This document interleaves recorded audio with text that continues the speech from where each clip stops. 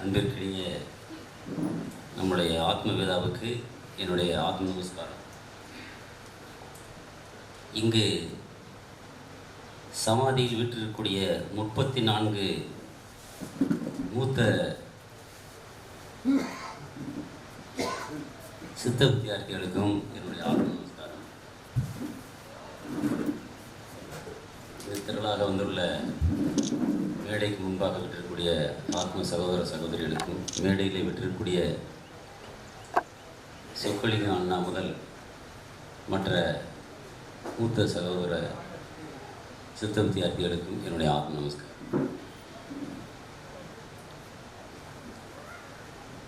சாமி அவர்கள் தான் ஞானம் அடைந்த பிறகு இந்த ஞானத்தை இந்த உலக மக்களும் தெரிந்து கொண்டால் அறிந்து கொண்டால் நல்லா இருக்கும் அப்படின்னு நினச்சி எந்தவித சுயநலம் இல்லாமல் இந்த நாட்டினுடைய பல இடங்களுக்கும் நடந்தே சென்றும் தூரதேச பிரதேசங்களுக்கும் மலேசியா சிங்கப்பூர்லாம் போய் பல இடங்களுக்கு போய் இந்த விஷயத்தை வந்து தகுதி உள்ளவர்களுக்கு சொல்லணும் அப்படிங்கிற கடுமையான முயற்சி எடுத்து சொல்லி இதை பரப்பிகிட்டே இருந்திருக்காங்க. இப்படி ஒரு இடமா போய் சொல்கிறத ஒரு புத்தக வடிவு கொண்டு வந்துட்டோம்னா அதை பார்த்து இப்போ புரிஞ்சுக்கிட்டாங்கன்னா அந்த சமுதாயம் முன்னேறும் அப்படின்னு நினச்சி 1921 சமாஜத்தை நிறுவும் போதே உட்காந்து பொறுமையாக அந்த சித்த வேதம் அப்படிங்கிற புத்தகத்தை தான் அடைந்த அந்த ஞானத்தை எவ்வாறெல்லாம் அடைய அது வழிவகுக்கிறதோ அப்படிங்கிற சொல்லி கிட்டத்தட்ட ஆரம்பத்தில் 21 அத்தியாயமாக அதை தயார் பண்ணியிருக்காங்க. அப்புறம் 48 22வது அத்தியாயத்தை சேர்த்து சித்த வேதத்தை கம்ப்ளீட் பண்ணுறாங்க. இந்த சித்த வித்தை பெற்றவர்கள்லாம் தயவுசெய்து படிக்கணும், புரிஞ்சுக்கிட்டிங்கன்னா அவங்களுக்கு அது அந்த புத்தகத்தில் இல்லாத விஷயமே இல்லை. அது நீங்கள் எத்தனை சித்தருடைய பாடல் எடுத்து அது விளக்கம் தேடிக்கிட்டு பேசிகிட்டு இருந்தாலும் கடைசியில் இதே வித்தை அப்படின்னு சொல்ல மாட்டாங்க. எவ்வளோ பெரிய கிரியாயோகத்தை பற்றி உள்ள புத்தகங்களை நான் வாங்கி படிச்சிருக்கேன். எந்த இடத்துலையுமே கிரியாயோகம் அப்படின்னு சொல்லுவாங்க ஒழிய அந்த எப்படி அந்த பயிற்சி செய்யணும் அப்படிங்கிறத அதை சொல்ல மாட்டாங்க. எத்தனையோ சித்தரோட பாடலை எடுத்து படித்தாலும் அது மறைபொருளாக தான் சொல்லியிருப்பாங்க ஒழிய அதை எப்படி செய்யணும் அப்படின்னு சொல்லி தொட்டு காட்டியிருக்க மாட்டாங்க. நம்ம சாமி அவர்கள் மட்டும்தான் தன்னுடைய புத்தகத்திலேயே அந்த விஷயத்தை சொல்லிவிட்டு இப்படித்தான் செய்யணும் அப்படிங்கிற முறைக்கு வரைக்கும் அதை சொல்லிட்டு கொண்டு வந்துருக்காங்க. அதனால் தயவுசெய்து சித்த வேதத்தை படிங்க. எனக்கு கொடுக்கப்பட்ட நேரம் குறைவாக இருக்கிறனால நான் புரிந்து கொண்ட அந்த சித்த வேதத்தில் வரக்கூடிய மிக நுணுக்கமான வார்த்தைகளுக்கு உள்ள விளக்கத்தை மட்டும் மிக குறுகிய நேரத்தில் நான் சொல்லி முடிக்கிறேன். 1வது அத்தியாயத்தை நீங்கள் படிச்சிருப்பீங்க. அதில் வரக்கூடியதில் சிஷ்யன் கேட்குற அந்த கேள்விக்கு நாங்கள் கடவுளை ஏன் பார்க்க முடியல அப்படின்னு கேட்ட கேள்விக்கு இவர் சாமி சொல்கிறாங்க, நீ கலங்கிய நிலையில் இருக்கிற அப்படிங்கிறாரு. உனக்குள்ளே ஈஸ்வரர் இருக்கார், ஆனால் கலங்கிய நிலையில் இருக்கிறதுனால நீ பார்க்க முடியல அப்படிங்கிறாரு. அப்போ நம்ம எல்லாருமே கிட்டத்தட்ட ஒரு கலங்கிய நிலையில் இருக்கிறோம் அப்படிங்கிறத நம்ம நினச்சிக்கிறோன்னா, கலங்கிய நிலைக்கு காரணம் விருப்பு வெறுப்பு. அப்போ அந்த விருப்பு வெறுப்பு எப்போ மறையும்னா சமீரன் கதி வரும்போது கிடைக்குங்கிறார். அப்போ அந்த 1வது அத்தியாயத்தில் இந்த சமீரன் கதியை பற்றி சாமி சொல்கிறாங்க. எப்பொழுதும் புருவ மையத்தை போய் தொட்டுக்கொண்டே இருக்கக்கூடிய முட்டிக்கொண்டே இருக்கக்கூடிய ஒரு வகையான மூச்சு பயிற்சிக்கு பேர் சமீரணன் கதி அப்படின்னு நீங்கள் புரிஞ்சுக்கிறணும். அதை நீங்கள் முறையாக செஞ்சீங்கன்னா அந்த நிலையை நீங்கள் அடைய முடியும். மேலே பிரம்மம் கீழே மாயம் என்று 2வது அத்தியாயத்தில் சொல்லிவிட்டு அந்த மாயை காரண காரியம் என்று 2 வார்த்தையை போட்டு எதுக்கு எடுத்தாலும் இந்த மனசு காரணம் சொல்லணும். அப்புறம் அதுக்கு ஒரு காரியத்தை செஞ்சு முடித்த பிறகு அதுக்கு ஒரு விளக்கமும் சொல்லி தப்பிச்சுக்கிறதும் பார்க்கும். ஆக எல்லாத்துக்கும் காரணம் மனசு தான் அப்படின்னு சொல்லி 2வது அத்தியாயத்தில் சொல்லிவிட்டு அந்த காரண காரியங்கிற வார்த்தையை நீங்கள் தெளிவாக புரிஞ்சுக்கிறணும். 3வது அத்தியாயத்தில் புருவ மையத்தில் இருக்கிற மற்ற நேரத்தில் நீங்கள் புண்ணியம் பண்ணுறீங்க. இந்த உலகத்தை பற்றி நீங்கள் நினைக்கிற நேரம், உலகத்தை பற்றி சிந்திச்சிருக்கிற நேரம், உங்கள் குடும்பத்தை பற்றி சிந்திச்சிருக்கிற நேரத்துலலாம் நீங்கள் பாவந்தேன் பண்ணுறீங்க அப்படின்னு சொல்லி சாமி மிக தெளிவாக புரிஞ்சு வச்சு சொல்கிறாங்க. தயவுசெய்து சித்த வித்தியார்த்திகள்லாம் முடிஞ்ச மட்டும் புருவ மையத்தில் இருக்க பாருங்கள். எவ்வளோ வேலை நடந்தாலும் சரி உங்கள் மூச்சு உங்களுடைய கவனம் புருவ மையத்தில் இருக்கட்டும். நீ புருவ மையத்தை விட்டு லேசாக அந்த பக்கம் நகர்ந்தா கூட ஒன்று எமன் எடுத்து விடுவான்னு சொல்லி பக்கத்தில் எமன் இருந்தால் நம்ம எவ்வளோ பயந்து போய் ஐயோ சாமி இந்த எமன் பக்கத்தில் இருக்கானையா நம்ம புருவ மையத்தை விட்டு போயிடக்கூடாதுன்னு சொல்லி எவ்வளோ பயந்து இருப்போம். திருடங்க எப்படி போலீஸ் இருக்கிற இடத்துல திருட முடியாமல் போயிடுறான். அதனால் இந்த புருவ மையத்திலே இருக்கிறதுக்கு நீங்கள் எப்போ எவ்வளோ நேரம் இருக்கிறீங்களோ அது பூரா புண்ணியமான நேரம் அப்படின்னு சொல்லி 3வது அத்தியாயத்தில் சொல்லிட்டாங்க. 4வது அத்தியாயத்தில் பிராணாயாமத்தை பற்றி சொல்கிறாங்க. மூச்சு தான் ஈஸ்வரன், மூச்சை கவனிக்கிறத பிராணாயாமம். அது சரியான பிராணாயாமம் என்னங்கிறத எனக்கு முன்னாடி பேசின அண்ணா சொன்னாங்க. சாமியினுடைய அதே வார்த்தை அப்படியே சொல்கிறேன். சுவாசகதிக்கு நேர்மையாய், இலகுவாய், எவ்வித சேட்டைகளும் இல்லாமல், சப்தம் இல்லாமல், மூச்சு சுவாசம் உண்டோ என்று அறிவதற்கும் கூட முடியாமல், இரு மார்புகளின் நெஞ்சுக்குழியிலோ அல்லது தொண்டைக்குழியிலோ ஒரு துடிப்பு மாத்திரம் காணப்படும். இதுவே சரியான கதி, இதுவே மோட்சத்திற்கான வழி. இதை செய்தால் மட்டுமே நம்மில் பிரகாசிக்கிறது. இதை விட எவ்வளோ தெளிவாக சொல்ல முடியும் சொல்லுங்க பார்ப்போம். ஆக அந்த வார்த்தைகளை நீங்கள் தெளிவாக படிச்சுட்டு அதுக்கு என்ன இடைஞ்சல் அப்படிங்கிறத அதே 4வது அத்தியாயத்தில் சொல்கிறாங்க. ஒரு பலகாயை பிடிச்சி வச்சுட்டு உதாரணம் சொல்கிறாங்க. பலகாய் என்பது நம்ம சொந்த பந்தம், வீடு, வாசல், நிலங்குளம், ஸ்தானம், மானம் இதுகளைத்தான் நம்ம திருக்கி பிடிச்சிக்கிட்டு தான் இப்போ வருஷம் பூரா அதைத்தான் பிடிச்சி ஆட்டுறோம். அந்த பலகாயை கீழே வச்சாதான் உங்களுக்கு பிராணாயாமம் கிடைக்கும். தயவுசெய்து இந்த மனப்பயிற்சியிலே கொஞ்சம் கொஞ்சமாக அப்பப்போ பயிற்சி செய்யும் போதாவது அதை டிஸ்டர்ப் பண்ணாத அளவுக்கு பலகாயை தூக்கி கீழே வச்சிடணும். நான்லாம் எனக்கு அப்படி ஏதாவது ஞாபகம் வந்தால் பெரிய பலகாயை கொண்டாந்து மறுபடியும் கொண்டாந்து மாட்ட வரீங்களே, போல்ட்டு கிட்டலாம் கழட்டி போட்டுட்டு அப்புறம் மறுபடியும் நான் பயிற்சி பண்ணுற மாதிரி ஒரு கற்பனை பண்ணோம்னா அந்த பலகை கீழே விழுந்துடும். மனசு யதார்த்தமாக இருக்கும். அப்படி பயிற்சிக்கு போகிறது. ஊத வேண்டிய இடத்துல ஊதாமல் வேறு இடத்துல ஊதுனா நிச்சயமாக பிரகாசிக்காது அப்படின்னு சொல்லி சாமி சொல்கிறாங்க. ஊத வேண்டிய இடம் புருவ மையம்தான். அதை பார்த்து நம்ம சரியாக ஊதுனா மட்டும்தான் நமக்கு அச்சரம் கிடைக்கும் அப்படின்னு சொல்ல வராங்க 5வது அத்தியாயத்தில். அச்சரம் என்பது பஞ்சபூதங்களை பற்றி சொல்லிட்டு அச்சரத்தை பயிற்சி செய்யணும். இதுவரைக்கும் நம்ம பயிற்சி செஞ்சதில் அச்சரத்தை நோக்கி பயிற்சி செய்யலைன்னா நம்ம மரணிச்சு செத்து போயிடுவோம். மரணம் தான் நமக்கு வரும். அச்சரம் என்றால் என்ன? அழியாத ஒன்று, தானாக இருக்கிறது. அதைத்தான் நீங்கள் பயிற்சி செய்யணும். அந்த பயிற்சிக்கு அது என்ன பயிற்சினா, நான் முதல்ல சொன்ன பிராணாயாமம். எப்பொழுது புருவ மையத்தில் உங்கள் மனசு நிறுத்தப்படுகிறதோ, எவ்வளோ நேரம் நிறுத்துகிறதோ அந்த நேரம் முழுக்க நீங்கள் அச்சரத்தில் இருக்கிறீங்க. உங்கள் உடம்பு அழியாது. அவளை எவ்வளோ நேரம் இருக்க முடியுமோ, இருக்க முடிஞ்சவங்க அந்த காலத்தில் 1000 வருஷம் 2000 வருஷம் 3000 வருஷம் தவம் பண்ணாங்க அப்படின்னு சொன்னதெல்லாம் அந்த அச்சரத்திலே இருந்தவர்களுக்கு அழிவில்லை அப்படின்னு சொல்கிறது 5வது பயிற்சி. 5வது அத்தியாயம். 6வது அத்தியாயம் உங்களுக்கு சொல்கிறாரு. ஒரு ஆடு மாடை பற்றி உதாரணம் சொல்லிட்டு தெளிவாக சொல்கிறாங்க. நீங்கள் புருவ மையத்தில் இருக்கும்போது மட்டும்தான் நீங்கள் புருஷன். அதை தவிர நீங்கள் உலகத்தில் சுற்றும் போதெல்லாம் பெண்ணு. அப்போ ஒரு கொஞ்ச நேரம் புருஷனாகவும் கொஞ்ச நேரம் முக்காசி நேரம் பெண்ணாகவும் தெரிஞ்சால் நீங்கள் அழிதாண்டா. சரியான ஆம்பளையாக இருந்தால் புருவ மையத்தில் இருந்தார்.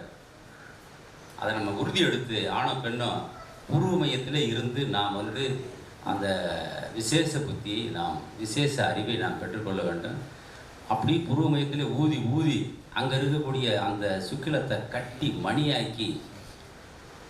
ஆக்கிட்டிங்கன்னா அது பேர் தான் ரசமணி. ரசமணி உள்ளுக்குள்ளே வந்துருச்சுன்னு சொன்னால் என்ன நடக்கும்னா, எதை தொட்டாலும் அது உயர்ந்த உலோகமாக மாறிவிடும். நம்ம சாமி அவர்களே சேலத்தில் ஒருத்தர் ஒரு நான் நான் 25 வருஷம் ஆராய்ச்சியில் நான் தங்கச்சியை கற்றுக்கிட்டேன் அப்படின்னு சொல்லி அதை சொல்லியிருக்காரு. சாமி நம்மள்ட்ட தனியாக பேசலாம் அப்படின்னு சொல்லி கூட்டிகிட்டு பின்னாடி சேலம் ஆசிரமத்துக்கு பின்னாடி ட்ரெயின் ரோடு தண்டவாளம்னு இருக்குது, உங்களுக்கு தெரியும். சாயங்காலம் நேரம் இருட்டான நேரத்தில் போகும்போது கோவணத்தை அவுத்து விட்டு சாமி வாட்டுக்கு முன்னாடி ஒன்று கடிச்சு போனான். அந்த வைத்தியர் பின்னாடி வந்தவர் பார்த்துருக்காரு. சாமியோட யூரின் பட்ட இடம் பூரா அப்படியே தங்க மாதிரி மாறிடுச்சு. அதனால் 25 வருஷம் நம்ம பண்ண பயிற்சி விட்டு விளக்கம் சொல்லலாம் நினச்சி வந்தால் ஒரு வாட்டுக்கு ஒன்று கடிச்சு போகிறார். நீங்கள் ஒன்றுக்கு அடித்ததுக்கே தங்கமாக்கக்கூடிய சாமி இது எப்படி நடாலாம்? ஒன்றும் இல்லைப்பா, நான் ஒரு பிராணாயாம பயிற்சி பண்ணுறேன், நீ தெரிஞ்சுக்கிட்டா உனக்கு இது ஈஸி, யாருக்கு வேணாலும் தெரிஞ்சுக்கலாம் அப்படின்னு ஒன்று அவன் காலில் விழுந்து கும்பிட்டு திரும்பி போயிட்டாரான். எதுக்கு சொல்ல வரேன்னா, சாமி அவர்களுக்கு அந்த சுக்கிலம் கட்டி மணிகை விட்டதால் அவருடைய உடம்பு முழுக்க எதை தொட்டாலும் சரி, என்ன நினச்சி தொட்டாலும் சரி, அதுவாக மாறக்கூடிய ஆற்றல் வந்து விடுகிறது. பயிற்சியாக அது காரணம். சாமி என்ன சொல்கிறாங்கன்னா, என்னை நீ வணங்குறதுனால எந்த பிரயோஜனமும் இல்லை. என் ஃபோட்டோ வச்சு கும்பிட்றனாலையோ, என்னை கும்பிட்றது, என் பேரை கும்பிட்றனாலையெல்லாம் அதுக்கெல்லாம் எனக்கு உடன்பாடு இல்லை. நான் சொல்லிக் கொடுத்த பயிற்சி சொன்னால் நான் அங்கே இருப்பேன். பயிற்சி செய்தால் நான் உனக்கு சப்போர்ட் பண்ணுவேன் அப்படின்னு சொல்கிறாங்க. அதான் அந்த ரசமணி ஆகக்கூடிய டெக்னிக்கை 6வது அத்தியாயத்தில் சொல்கிறாங்க. இப்போ நம்மளாம் தூக்கத்துலேயும் சொப்பனத்துலேயும் இருக்கிறன்னு சொல்லி சாமி சொல்கிறாங்க. இன்னும் விழிப்பு அடையவில்லை அப்படிங்கிறாங்க. அப்போ விழிப்பு அடைகிறதுன்னு என்ன அர்த்தம்னா, இப்போ நம்மளாம் மனசு முடிய பிடியில் இருக்கோம். மனசு நம்மளை போட்டு ஆட்டி படைச்சிட்டே இருக்குது இந்த நிமிஷம் வரைக்கும். எப்போ மனசை அடக்கி வச்சுட்டு நம்ம புருவ மையத்துக்கு போயிட்டோமோ அப்போதான் நம்ம ஜாக்கிரதை ஆகும். அப்படித்தான் சொல்கிறது 7வது அத்தியாயம். நம்ம மூச்சு காட்டுறதே உண்மையான கர்ம யோகம். மூச்சை காற்று கவனித்து செய்கிறது கர்மயோகம் அப்படின்னு சொல்கிறது 8வது அத்தியாயம். 3 வகையான குணங்களையும் கடந்து நம்மளுடைய எண்ணத்தை வந்து ஆகாயத்தில் எப்போ நிறுத்துகிறோமோ அப்போவே ஞானம் கிடைக்கும் அப்படின்னு சொல்கிறாங்க. நமக்குள்ளே 3 வகையான குணம் இருக்குது. சத்துவ குணம், ரஜ குணம், தமோ குணம். 3 குணங்கள் இருக்கிறது. எந்த குணம் இருக்குதோ அதுக்கேற்ற மாதிரி நம்ம வந்து வாழ்க்கையில் நல்லவனாகவோ கெட்டவனாகவோ சோம்பேறியாகவோ மாறிவிடுவோம். ஆக நம்மளுடைய 3 குணங்களையும் கடந்து மேலே போயிட்டோன்னு சொன்னால் நீங்கள் ஞானி ஆகலாம்னு சொல்லி 9வது அத்தியாயத்தில் சொல்கிறாங்க. 10வது அத்தியாயத்தை வரும்போது எல்லா கடவுள் தானாக இருக்கக்கூடிய அச்சரமாக இருக்கக்கூடிய அந்த கடவுள் நமக்குள்ளே வரும்போது ஒரு ஒளியாக ஜோதியாக வருகிறாரு. அந்த வெளியிலேருந்து ஒரு லேசாக சலித்து அங்கே வந்து உயிராக வருகிறாரு, ஜீவனாக இருக்கிறாரு. அதை காப்பாற்றுறதுக்கு ஒரு அக்கினி இருக்கிறது, அதை காப்பாற்றுவதற்கு ஒரு நீர் இருக்கிறது, அந்த அங்கே இருக்கிற சுக்களம் இருக்கிறது, அதுவே மனமாகிறது அப்படின்னு சொல்லி வரிசையாக ஒரு அச்சரமாக இருக்கக்கூடிய எங்கு நிறைந்திருக்கக்கூடிய அந்த பரம்பொருளுக்கு ஒவ்வொரு ஸ்டேஜுகளையும் வரும்போது ஒவ்வொரு வகையான பேர் என்று சொல்லுகிறார்கள். மனதாக வந்தவுடன் அதிலிருந்து நிறைய எண்ணங்கள் உருவாகிட்டே இருக்குது. அந்த எண்ணத்தை உருவாக்கி கடலில் எப்படி அலை வருவதோ அது மாதிரி இங்கே ஒரு மனசுக்குள்ள எண்ணம் உருவாகிறனால இது வந்து ஒரு மாயா சமுத்திரம் அப்படின்னு சொல்கிறாங்க. ஆக இதெல்லாம் கடந்து ஓரளவுக்கு நம்ம வந்து பயிற்சி தான் நம்மளை காப்பாற்றும். நம்மளுடைய நீ இப்போ என்னை பார்த்துக்கிட்டு இருக்க இந்த உருவம் வந்து இது பேர் உருவம், சரீரம். உண்மையான தேகம் என்பது நம்முடைய ஜீவன், அதுக்கு சூட்சும தேகம் என்பது மனம், அதுக்கு காரண தேகம் என்பது நம்முடைய அகங்காரம்னு சொல்லி 11வது அத்தியாயத்தை சாட்டாக முடிக்கிறாங்க. 12வது அத்தியாயத்தில் இந்த மாயா சமுத்திரத்தை நீங்கள் கடக்கணும்னு சொல்லி முதல்ல சொன்னேன். அந்த மாயா சமுத்திரத்திலிருந்து வரக்கூடிய அந்த எண்ணங்களை நீ நிறுத்தணும்னா ஒட்டுமொத்த உடம்பு இருக்கும்போதே நீ தவத்தை பண்ணி பண்ணி பண்ணி உன் உடம்புல சூடேறி தேவையில்லாதெல்லாம் உன்னை விட்டு போயிடுச்சுன்னா உனக்குள்ளே இருக்கக்கூடிய நல்ல விஷயம் வெளிப்படும். அதுதான் வந்து மாயா சமுத்திரத்தை கடக்கிறதுக்குள்ள வழின்னு சொல்லி அதுக்கு ஒரு விவேகம் வேணுங்கிறாரு. விவேகம் என்ன? வேறு எந்த வேலை செஞ்சாலும் நம்மளுடைய கவனம் அது மேலே தான் இருக்கணும். 1000 வேலை வரலாம் உலகத்தில், 1000 நல்லது கெட்டது நடக்கலாம் வாழ்க்கையில். ஆனால் நம்முடைய மனசு மட்டும் நமக்கு வேலை பூர்வமயத்துக்கு போகிறது அப்படின்னு நினச்சா அதுதான் 12வது அத்தியாயத்திற்கு விளக்கம். 13வது அத்தியாயம் உங்களுக்கு சொல்ல வேண்டியதில்லை. நம்ம சாப்பிட்ற உணவு வந்து நம்மளை கடைசி வரைக்கும் காப்பாற்ற போகிறதில்ல. ஆனால் மூச்சு பயிற்சி ஒழுங்காக செஞ்சு மனசு போய் பூர்வ மையத்தில் நின்றுச்சுன்னு சொன்னால் அப்போ அந்த நேரத்தில் நடக்கக்கூடிய அந்த மூச்சு காற்று ஆமாம் மாறி அதை நம்மளை காப்பாற்றும். அதுதான் உண்மையான உணவு என்று 13வது அத்தியாயத்தை சொல்லிட்டு 14வது அத்தியாயம் உங்களுக்கு தெரியும். எப்போ நம்ம வடக்கு நோக்கி இருக்கிறோமோ அது வடக்கு நினைக்கிறான். ஆனால் சாமி அதுக்கு வடக்குங்கிற திசைக்கு நம்ம சிரசு தான் வடக்கு அப்படின்ட்டாங்க. எப்போ நம்ம எண்ணங்கள்லாம் கீழே போகுதோ கண்டதெல்லாம் நினைக்குதோ அப்போ நம்ம தெற்க போய்கிட்டு இருக்குன்னு அர்த்தம். தெற்க போனால் வாஸ்து சாஸ்திரத்தில் தெற்க போனால் அவ்வளோ மரணம் தான். அப்போ மனசை வெளியில் போக விடாமல் பூர்வ மையத்தில் நிறுத்தினோம்னா என்றாவது ஒரு நாள் சூரியன் உதிக்கும், அன்னைக்கு தான் உனக்கு கிழக்கு அப்படின்னு சொல்லி சாமி சொல்கிறாங்க. ஆக நமக்கு ஒவ்வொருத்தருக்கும் சித்த வித்தியார்த்திகள் ஒவ்வொருத்தருக்கும் சூரியன் உதிக்க வேண்டும் என்ற பெரிய வேண்டுதலோடு நாம் அந்த கவனமாக செஞ்சோம்னா நிச்சயமாக சூரியன் உதிக்கும். நம்ம சாமி போன்றவர்கள்லாம் சொல்கிறாங்க அந்த சூரியனுக்கு உள்ள பவர் வந்து நீ பார்த்துக்கிட்டு இருக்க இந்த சூரியனை போல் 1000 கோடி சூரியன் உதிச்சா அப்படின்னா பிரைட்னஸ் இருக்குமோ அந்தளவுக்கு ஒரு பிரைட்னஸ் இருக்குங்கிறாரு. நல்லா பயிற்சி செய்கிறவங்களுக்கு நிச்சயமாக அதை சாமி அவர்கள் ஒரு சிறிதேனும் காட்டி கொடுத்துட்டாருன்னா இந்த உலகத்தில் இருக்க மாயை உங்களோட போயிடும். 14வது அத்தியாயம் மிக ரகசியமான அத்தியாயம். கவனித்து அந்த 14வது அத்தியாயத்தை அடையணுங்கிறதுக்காகவே நம்ம பயிற்சியை கடுமைப்படுத்த வேண்டும், கூட்ட வேண்டும். 15வது அத்தியாயம் வந்து நீங்கள் பார்த்துக்கிட்டு இருக்க இந்த காலங்கள், இப்போ இருக்கிற நிகழ்காலம், எதிர்காலம், கடந்த காலம் அப்படிங்கிறதெல்லாம் சூரியன் உதித்து விட்டால் கிழக்கிலே சூரியன், அதாவது பூர்வமயத்தில் சூரியன் உதித்துருச்சுன்னா காலமெல்லாம் இல்லைடா அப்படின்னு சொல்லிட்டார். எந்த காலமும் இல்லாமல் மறைஞ்சு போகுது. 15வது அத்தியாயம் இதுதான். 16வது அத்தியாயத்தில் போய் விரதத்தை பற்றி சொல்கிறாரு. நீங்கள் கடைப்பிடிச்சிட்டு இருக்க நீங்கள் ஏகாதசி விரதம், பிரதோஷ விரதம்ங்கிறதெல்லாம் புலனைந்து பொரியைந்து மனம் ஒன்று அப்படித்தான். அதான ஏகாதசி. புலனைந்து பொரியைந்து குணம் 3ஐயும் கடந்துட்டியா ஏடா பிரதோஷம். பொண்ணுக்குள்ள ஈஸ்வரன் நடனம் ஆடுறதை நீ பார்த்துடலாம். இதுக்கு நீ அந்த கோயில் இந்த கோயிலுக்கெல்லாம் போக வேண்டியதில்லை. அவனுடைய மண்டருக்கு பாருங்க, இது காத்திர சேத்திரங்கிறார். இதுதான் உண்மையான உயிருள்ள கோயில். இந்த கோயிலுக்கெல்லாம் நீ இந்த எல்லாத்தையும் 3ஐயுமே பார்க்க முடியும் அப்படிங்கிறார். ஆக விரதம்னா இதுதான்.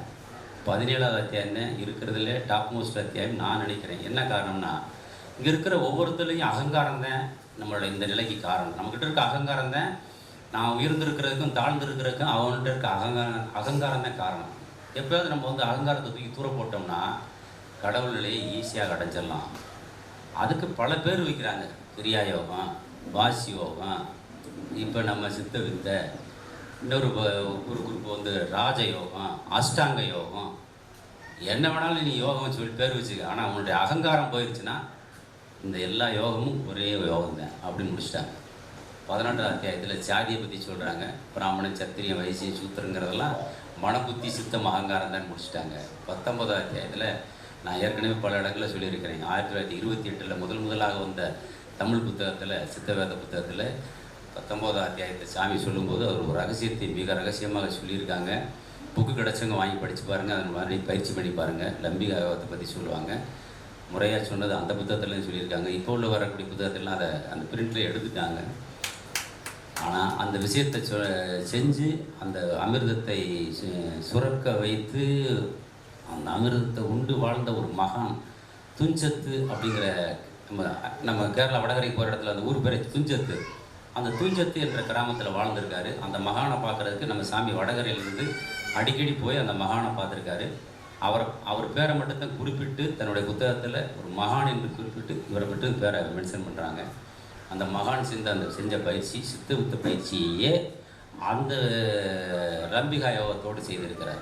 அதனால் அவர் வந்து அந்த அமிர்தத்தை உண்டிருக்கிறார். ஒரு முறையேனும் ஒருவருக்கு ஒரு சொட்டு அமிர்தம் இந்த உடம்பில் உருவாகிவிட்டால் அவருடைய உடம்பு 1000 அல்ல 10,000 ஆண்டுகளுக்கு இந்த பூமியில் அழியாமல் இருக்கும். அவரை தீயில சுட முடியாது, நெருப்பில் போய் அதாவது தண்ணிக்குள்ளே போட்டாலும் அவர் அழியாது, மண்ணுக்குள்ளே புதைச்சாலும் அவர் உடம்பை போய் கிருமி கிடாதி எல்லாம் போய் கடிச்சு ஏதோ ஒன்றுமே பண்ண முடியாது. உதாரணம் இருக்கானா உதாரணம் நிறையா இருக்குது. எனக்கு நேரம் கருதி நான் சொல்ல விரும்பலை. சில மகான்கள் எல்லாம் புதைச்சி 10 ஆண்டுகள் கழித்து பார்க்குறாங்க, அப்படியே உடம்பு அப்படியே இருக்குது. சில ஆளுகளை பார்த்து இப்போ கொஞ்ச நாள் கழித்து இறந்து 3 மாதம் கழித்து பார்க்குறாங்க, அப்படியே இருக்குது. அதை நம்ம சாமியே வந்து எடுத்து காட்டினதான் உங்களுக்கு தெரியும். கோயம்புத்தூரில் சமய அவருடைய சமாதி. ஆக அந்த பயிற்சி ஒழுங்காக செஞ்சோம்னா ஒரு சிறிதேனும் ஒரு சிறிய அளவு ஒரு குண்டுமணி அளவு அமிர்தம் சுரந்திருந்தா கூட அவங்க உடம்பை வந்து 1000 ஆண்டுகள் எத்தனை 1000 ஆண்டு ஆனாலும் அழியவே அழியாது. தயவுசெய்து அந்த ஒரு சொட்டு அமிர்தம் கிடைக்கணும்னு நினச்சி அக்கறையோட பயிற்சியை பண்ணுங்க. 19ஆம் அத்தியாயத்தில் அதை சாமி சொல்கிறாங்க. 20ஆம் அத்தியாயத்தை பற்றி உங்களுக்கு நல்லா தெரியும். புத்தர் கண்டுபிடிச்சதோ அல்லது இயேசு கண்டுபிடிச்சதோ அல்லது நபிகள் நாயகம் கண்டுபிடிச்சதெல்லாம் வெவ்வேறு வழிகள் இல்லை. அவங்களும் தனக்குள்ளே இருக்க மூச்சு காற்றை மேலே இழுத்து புருவ மையத்தை அடைந்து அங்கேருந்து மேலே போயிட்டாங்க. அதை ஒருத்தர் சொல்லியிருப்பார் 2000 ஆண்டுகளுக்கு முன்னாடி. அவருக்கு பேர் இயேசு. அவர் கண்டுபிடிச்சதுனால கிறிஸ்தவ மதம். முகமது என்பவர் கண்டுபிடிச்சதுனால அவர் கண்டுபிடிச்ச மதத்துக்கு பேர் முகமதிய மதம். புத்தர் என்பவர் அதே விஷயத்தை சொன்னதுனால புத்த மதம். இன்னும் எத்தனை பேர் இருந்தாலும் டாவோவாக இருக்கட்டும் அல்லது சைன மதமாக இருக்கட்டும், எந்த மதமாக இருக்கட்டும், உலகத்தில் உள்ள எந்த மதமாக இருந்தாலும் அதை கண்டுபிடித்தவர்கள் அனுஷ்டிச்சு செஞ்ச பயிற்சி தன்னுடைய மனசை பூர்வமயத்தில் வச்சு மேலே கொண்டு வளர்ந்தேன். 20ஆம் அத்தியாயம் முடிஞ்சு வச்சு 21ஆம் அத்தியாயம் நம்மளுடைய வேதங்களும் சரி உபநிடதங்களும் சரி சொல்ல வர்ற ஒட்டுமொத்த 108 உபநிடதங்களும் 4 வேதங்களும் ஒரு 6 கருத்துக்களை திருப்பி சொல்லுகின்றன. அந்த 6 கருத்துக்களில் முதல் கருத்து, நீ எதெல்லாம் கடவுளை பார்த்தரலாமா அங்கே பார்த்தரலாமா இங்கே பார்த்தரலாம்னு அலையிறியோ உன்னை அலைய வைக்கிற அந்த சக்தி தான் கடவுள். பிரஞானம் பிரம்மம் அப்படின்னு சொல்கிறாங்க. சரி, நீ அப்படிலாம் தேடிக்கிட்டு இருக்க, அது எங்கே இருக்குது? அது உனக்குள்ளே தான் இருக்குது. அகம் பிரம்மாஸ்மி 2வது கருத்து அதுதான். சரி, நீ தேடிக்கிட்டு இருக்கிய, ஆனால் நீ தாயா அது தத்துவமசி.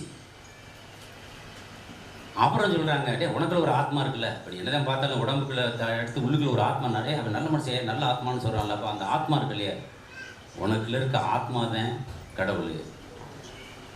அயம் ஆத்மா பிரம்மம் அப்படின்னு சொல்கிறாரு. அந்த பிரம்மம் எப்படி இருக்கிறது? ஜோதியாக இருக்கிறது, வெளிச்சமாக ஒளியாக இருக்கிறது. பிரம்மம் ஜோதி ரகம் சொல்கிறாங்க. சரி, அது மட்டும்தான் சாஸ்வதமானது, நிலையானது. பிரம்மம் சத்து. நீ பார்க்குற இந்த ஜெகத் மித்து அப்படிங்கிறார். மித்துனா மாயைன்னு அர்த்தம். ஆக இந்த 6 கருத்துக்களை நீங்கள் உள்வாங்கிட்டீங்கன்னா இந்த உலகத்தில் நீங்கள் பார்க்கக்கூடிய அத்தனையுமே மாயையாக இருக்கும்போது அப்போ நம்ம எது சத்து உள்ளதை பிடிக்கணும்ல அப்படிங்கிற ஒரு எண்ணம் வந்துடும். சத்து உள்ளது எங்கே இருக்குதுன்னு தேடணும். அது நமக்குள்ள ஆத்மாவாக இருக்கிறது. அது எந்த இடத்துல இருக்குது, அது ஜீவனாக இருக்கிறது. அந்த ஜீவனை நோக்கி மனசை கொண்டு மேலே கொண்டு செலுத்திட்டிங்கன்னா, நான் சொன்ன இந்த 4 வேதங்களும் 108 உபநிடத கருத்துக்களும் உங்களுக்குள்ள உள்ளே வந்துடும். அதுக்கு பிறகு நீங்கள் எந்த புத்தகத்தை எடுத்து படித்தாலும் உங்களுக்கு புரியும். 22வது அத்தியாயத்தை சாமி வந்து 1948 சேர்க்குறாங்க. நான் சொல்லிக் கொடுத்த அந்த வித்தையை பல பேரும் ஒழுக்கமாக செய்யாமல் காமத்திலையும் இச்சைகள்லையுமே போய் விழுந்து அழிஞ்சதுனால நிறைய பேருடைய வாழ்க்கை மோசமாக போனதுனால இவங்க இப்படி விட்டுறக்கூடாது அப்படின்னு சொல்லி, உன்னிட்டு இருக்கிற அந்த சுக்கிலமாகிய சொத்தை டெய்லி திருடியோ அல்லது எப்போ திருடியே நீ செலவழிச்சுக்கிட்டு இருந்தீங்கன்னா வீட்டில் ஏதாவது சொத்து இருக்குமா? சொத்து அழிஞ்சு போகல, அப்போ நீ மரணம் அடைஞ்சிருவில்ல. அதனால் சுக்கிலத்தை அழிய விடாமல் கட்டி காத்து இந்த உயிரை வந்து உள்ளுக்குள்ளேயே பேணி பயிற்சி செஞ்சு அந்த பாதையை நேராக்கி உள்ளுக்குள்ளேயே நீ வந்து இருந்து உன்னுடைய மனசை, அதாவது அகங்காரத்தை கொண்டு போய் மனசுலையும், மனசை கொண்டு போய் குரு மையத்திலையும், ஜீவன்லையும், ஜீவனை கொண்டு போய் ஈஸ்வரன்லையும் நீ எப்பவும் ஐக்கியப்படுத்திக்கிட்டு இருந்தீங்கன்னா, ஜீவனும் ஈஸ்வரன் ஐக்கியப்படுற அந்த நிலைக்கு பேர் தான் ஜீவ ஈஸ்வர ஐக்கியம். அப்படி ஒரு நிலை கிடைச்சா மட்டும்தான் உனக்குள்ள ஆனந்தம் கிடைக்கும். எல்லோரும் ஆனந்த மஸ்தர்களாக மாறணும் அப்படின்னு சொல்லி சாமி நம்மளை பார்த்து பிரார்த்திக்கிறாங்க. நானும் அவனுமே உங்களை பார்த்து பிரார்த்தித்து என்னுடைய உரையை நிறைவு செய்கிறேன்.